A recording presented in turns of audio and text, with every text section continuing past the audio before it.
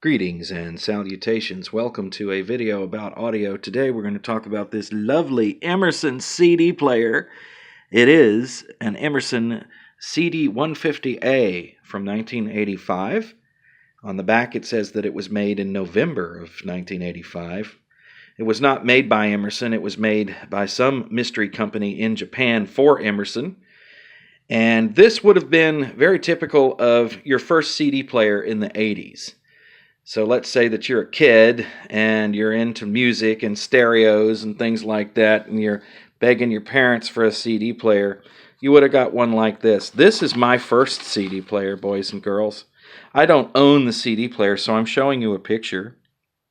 This is a Multitech MD150, very similar in design. And I'm almost thinking that they might have been made by the same people in Japan. It's very close. Although I do remember that it had some different traits to it, so I'm not totally sure. So who did make this Emerson? Well, it definitely wasn't Emerson. In the mid-'80s, Emerson was known for mid-grade electronics here in the United States. I don't know how far out of the country they actually got with exports, so this may be a brand you've never heard of.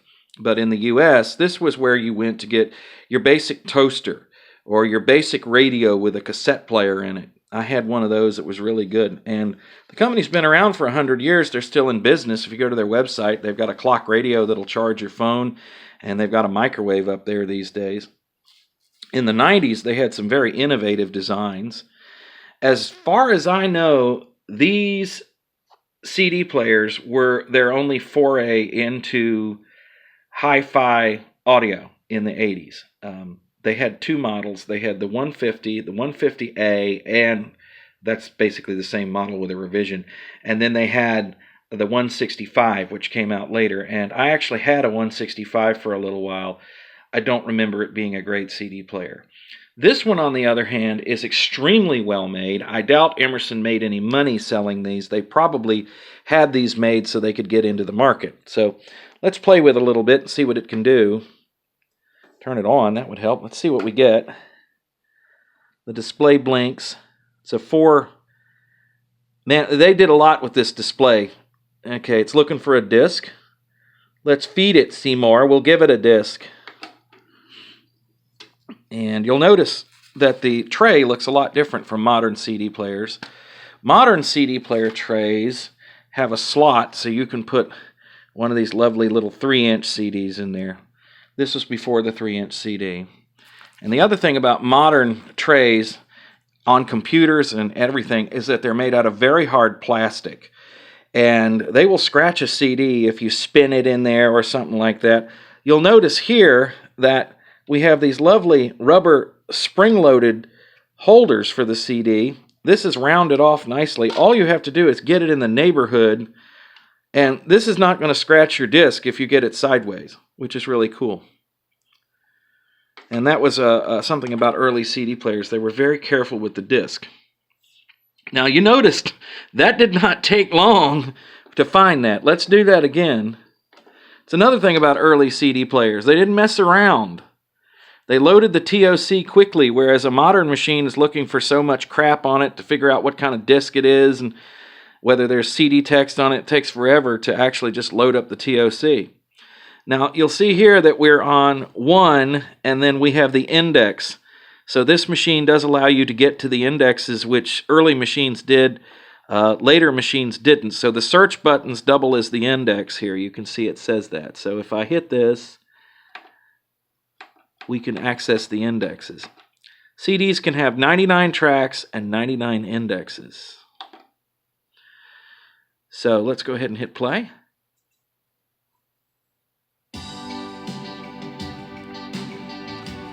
Lovely MIDI music from the 80s, man. This CD is... I've used this in several videos through the years. This is all MIDI music, so it won't trip YouTube's copyright. I can play this for you and demonstrate it. The disc itself is actually pretty well made. So there we got track 1 playing. We go to track... We can search ahead. And we can skip tracks. Access time's a little slower than you might be used to. Sorry for the shaky cam, boys and girls. There's no stabilization on this stupid phone. Okay, so we turn that off. Now, if you want to program it, you got one button to do so right here. So we would go turn the program on, and then we would go find the track we wanted. So I want track 1, so I go to 2 and then go back to 1, and then I lock that in. Now it wants what track we do for 2, so I go in here and we'll do 4.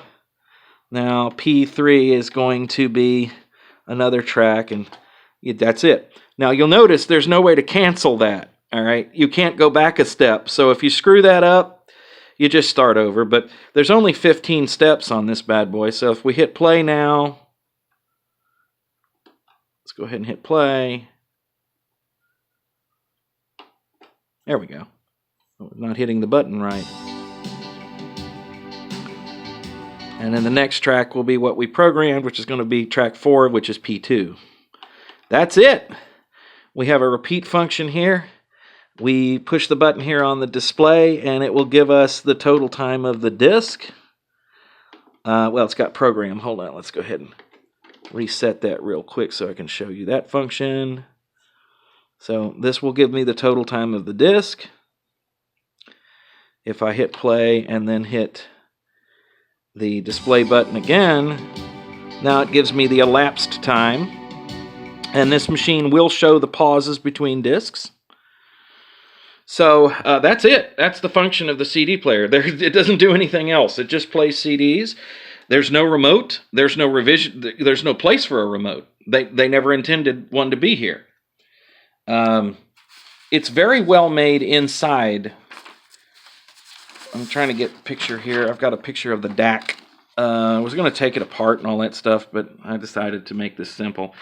So here's a picture of the DAC that's in this machine.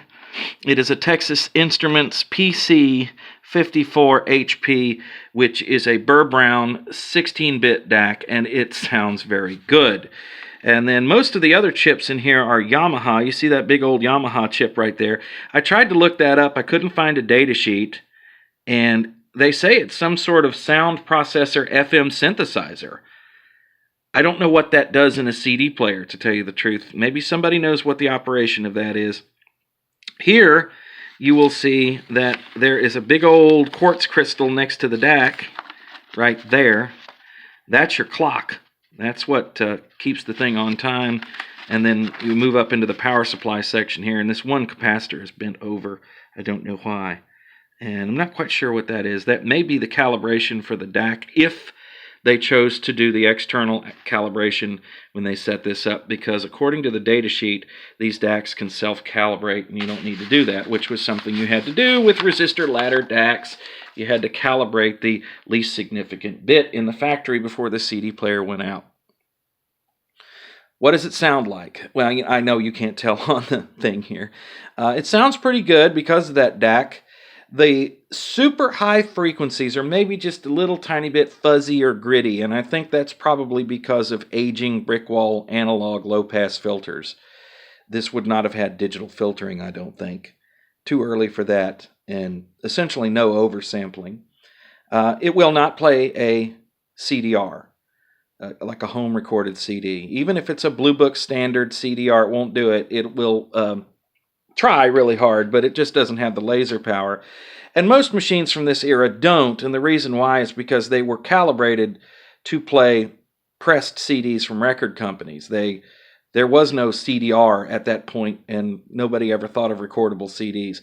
Later CD players have lasers that have a wider range, and they can automatically adjust. So if you put a CD in there that it's having a difficult time reading, it'll crank the power up to boost the reflected light from the CD, because that's the problem.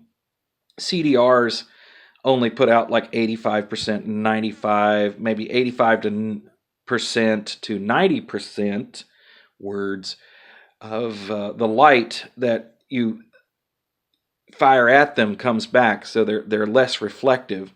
And so CD players from the 80s may or may not be able to play CDRs. I had one from 87 that was a Sharp that could play CDRs without a problem, but the thing that would do is that it couldn't handle any CD that was 80 minutes long. It would play them, But if you would try to go to the last track, and if the last track was above 74 minutes and 33 seconds, it didn't know what to do with it.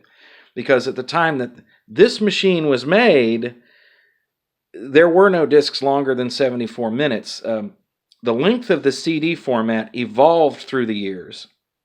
And by the late 90s, they had pushed it out to about 80 minutes. It's actually 79 minutes and 57 seconds, which is the official time. I have a few CDs that are a few seconds longer than that. They pushed it. And it's all a matter of adjusting the pitch of the tracks and adjusting the speed of the disc. CDs, the speed of the spinning disc is set by the data. And so it's variable. And CDs spin faster on the inside than they do on the outside. They are constant linear velocity. So they're trying to keep the speed of the disc constant as the laser sees it. You can pack more data on it that way. Not like a record, which is constant angular velocity, which 33 1/3 RPM. These start out about 510 RPM on a 60-minute formatted disc, and then end up going about 200. For a 74-minute disc, it slows down just a little bit. It's 1.4 meters per second for a fast disc, which would be like a 60-minute format, and 1.2 meters per second linear velocity for a long formatted disc. And it's one of the nice things about this machine. You just barely touch the door and it will close, which this is really well made. They didn't make any money off of this because Emerson couldn't have priced this. They couldn't have sold it for as much as, let's say, a Sony or a Yamaha because they were Emerson. People would not have paid it. I think they did this just to stick their toe in the market and see, how they were doing. And this is a serial number 105,000 and something. So I don't know how many of these they made, but all CD players in the mid-'80s were selling like hotcakes. This was a big trend, so I'm sure that they sold every one that they made. CD players from the 80s, and this one is no exception, were finicky about discs.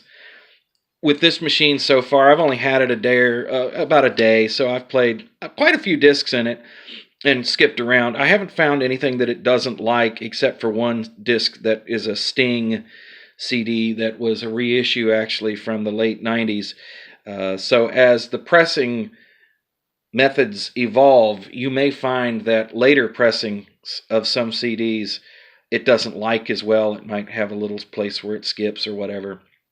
But I recall that a lot of CD players in this period of time were just funky, and they were weird. They would skip one day, and then you'd play the same disc back the next day, and it wouldn't skip. The disc would be perfectly clean. That was one of the complaints of the original CD players, was the fact that they skipped. And then second generation CD players, which came along in the early 90s, were much better with error correction and adjusting the lasers and the servo circuits. Everything got better. So it didn't have to be these perfect CDs to play them without a hiccup. But in the early days, even brand new discs from the stores, sometimes you'd put them in the machine and it just didn't like it. But this is fun for me to play back my original CDs. If you look at the thumbnail for this video, you'll see that I put some of my early CDs that I've been collecting over the last couple of years in the picture there. Stuff that definitely would have been played in this machine when it was new. I have been so totally, completely fascinated with CD technology for the last year. I picked up this book, which is fantastic. I'll show you the book. If you want to know anything about CDs, this is a good place to start if you can find one. The Compact Disc Handbook here. And this is the second edition, and it's written by a fellow named Pullman. Good book. Also, if you can find, this is probably going to be easier to find than that one. That one's a little bit more rare, is the Audio Mastering Handbook. And this one was written by Bobby Ozinski. And what is this? I think this is like second edition I have here. I don't know if they did any more after that, but that goes into a great deal of detail about how CDs work and how they're mastered and what P codes are and what Q codes are, if you're interested in that kind of stuff. And then this book has everything you ever wanted to know about DACs and how they worked and stuff. I just love it. I'm just in love with the CD format, and yeah, I think I have a few CDs to play. Don't think I'm going to run out, and like I said, I've actually been buying more. I'll show you my modern CD players real quick for those of you who haven't seen the channel. If you've stuck around this long, you're probably into this stuff like I am, and I wanted to show you. This is a Tascam CD-RW900 recorder and player. This thing is all built around this AKM digital. It's a DAC and an ADC all in one chip. This thing is completely built around it, the capabilities. This in here is like a CD drive.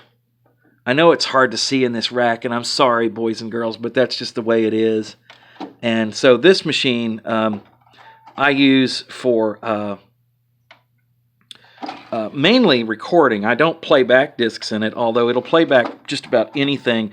It even has a feature where you can do double speed if you have a disc that has some sort of problem with it, where you can kick this thing in and it'll read it twice and then compare it to try and reduce as much errors as possible. So essentially this Tascam, not only will it record CDs, but it will play CDs, and the DAC in it is very good.